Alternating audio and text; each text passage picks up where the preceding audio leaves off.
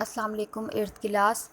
आज आप लोगों ने जनरल साइंस का chapter number 4 polluters and their effects on environment का लॉन्ग क्वेश्चन नंबर 4.8 करना है।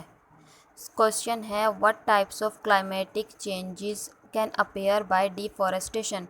डिफॉरेस्टेशन से आबो हवा पर क्या असरात मुरतब होते हैं। 4.8 का आंसर यहाँ से स्टार्ट हो रहा है।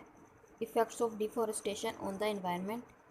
अब इन माहौल के ऊपर डिफॉरेस्टेशन के असरात बताने हैं। Deforestation has many adverse effects on the environment.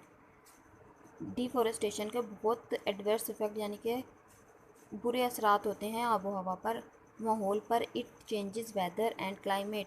ये मौसम को और आबो हवा को तब्दील कर देती हैं। उसके बाद यहाँ से करना है व्हेन फॉरेस्ट आर कट।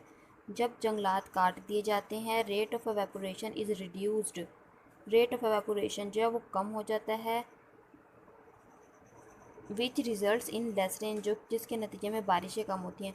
जब दरख्त काट दिए जाते हैं ना तो एवेपोरेशन रेट कम हो जाता है। एवेपोरेशन क्या होती है कि पानी का बुखारात बनना। जब पानी बुखारात बनकर पौधों में से निकलते हैं और हवा में जाते हैं तो फिर क्या होता है, वो बादल बन जाते हैं और बारिश का बायस बनते हैं। तो क्योंकि हम जंगलात काट देते हैं तो इस वजह से बारिशें कम हो जाती हैं, एवेपोरेशन रेट कम हो जाएगा, इस वजह से बारिशें कम होंगी।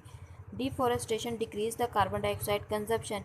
डिफॉरेस्टेशन की वजह से कार्बन डाइऑक्साइड की कंजप्शन, इस्तेमाल जो है वो कम हो जाता है।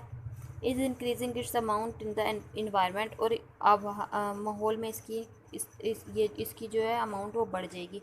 कार्बन डाइऑक्साइड जो है वो हम लोग जानदार जो होते हैं वो सांस लेने के दौरान में बाहर खारिज करते हैं और पौधों से खारिज की हुई ऑक्सीजन को इस्तेमाल करते हैं। तो क्या होता है डिफॉरेस्टेशन की वजह से कि कार्बन डाइऑक्साइड जो है पौधे जो है वो एब्जॉर्ब कर लेते हैं। उन्हें अपना खुराक तैयार करने के लिए कार्बन डाइऑक्साइड की ज़रूरत होती है। लेकिन क्योंकि दरख्त काट दिए जाएंगे तो पौधे खुराक वो कार्बन डाइऑक्साइड को एब्जॉर्ब करेंगे ही नहीं और माहौल में उसकी कंसंट्रेशन बढ़ती जाएगी।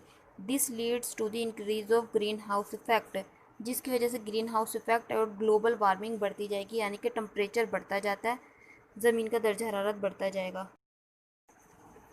Global warming. यहाँ तक आप लोगों का 4.8 का आंसर है, ये आप लोगों ने याद करना है।